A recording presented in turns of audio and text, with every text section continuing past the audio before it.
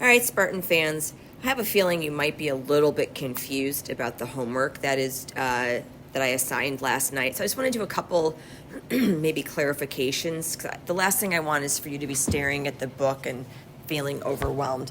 So I apologize now if I start coughing. So when you're asked to find the exact value of a trig function, so I'm just going to go through a couple of the even problems in the book to see if we can't, make things a little bit less confusing for you. So if you're asked to find something like the sine of 225 degrees, the first thing I'm going to figure out is what quadrant is it in. Well, what we talked about yesterday was the first quadrant, and we talked about, we put 30 degrees on the unit circle, and we said, okay, this was 30 degrees, and the opposite was 1/2, and the adjacent was √3/2 from geometry, and we determined that the coordinates of this point was √3/2 1/2. And then we did the same thing with 45 degrees. And we said that the adjacent and the opposite were both √2/2, which gave us this point right here. And we said, okay, sine is y, cosine is x. And then I tried to give you some tips. So if you can remember that there are essentially 3 options for the sides of a triangle. It's either going to be 1/2, √2/2, or √3/2. Those are the 3 side lengths, if it's a 30, 60, 90, or a 45, 45, 90. And if you can remember that opposite the 30 degrees is 1/2, then opposite of the 60 degrees must be √3/2. So I just think about everything in terms of 30 degrees. If opposite 30 is 1/2, then opposite 60 is √3/2. If opposite 30 is 1/2, then adjacent must be √3/2. And I remember that √2/2 is the 45s because there are 2 45 in a 45, 45, 90, 2 angles are 45, and so I kind of think, okay, all those 2's, the √2/2 is with 45. So if you're asked to find the sine of 225, what I'm going to think about is where is it? And 225, based on what we know about drawing different angles, 225 is going to end up being in quadrant 3.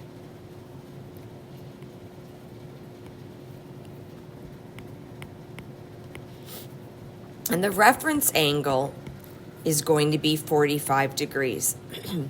And in a 45, 45, 90, the sides are √2/2. And because it's in the 3rd quadrant, x and y are negative. Sine is opposite. The opposite of the 45 degree angle in the 225 total angle is negative √2/2. Notice how perfect my circle is? That's why I used the iPad. So if you're asked to find something like the cotangent of 300,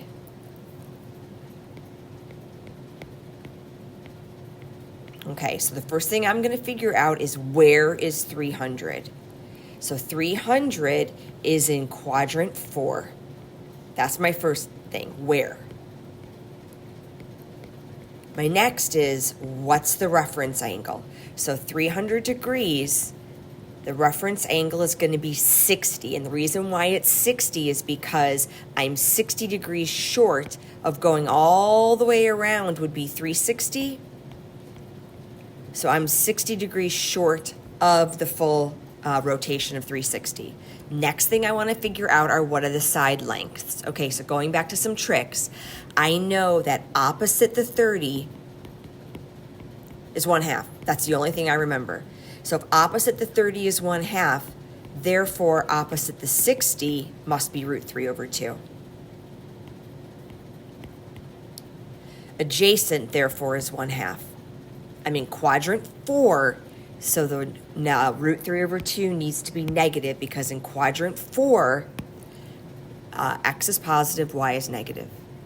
Now I'm going to use a couple of different ways you can think about it. I can say that cotangent is adjacent over opposite.